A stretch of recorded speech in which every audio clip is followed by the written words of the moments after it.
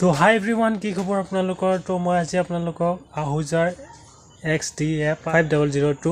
5000 ৱাটৰ amplifier হেতু ওপৰত আপোনালোকক ক্লাছ দি বেছ চলাবৰ কাৰণে কেনেকুৱা হ'ব হে এম্প্লিফায়াৰটো ওপৰত আপোনালোকক ভিডিঅ'টো লৈ আহিছোঁ যদি পাৰো সাউণ্ড টেষ্ট দি দিম আৰু আপোনালোকে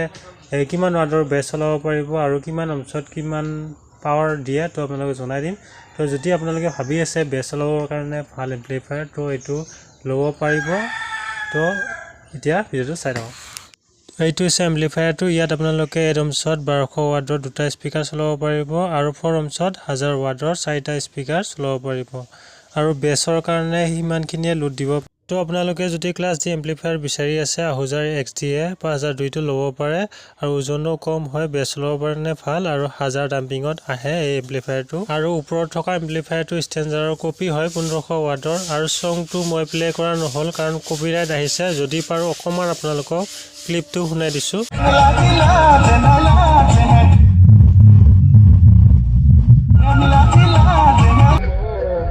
কপিৰাইট প্ৰবলেম গাইস বেয়া নাপাব আৰু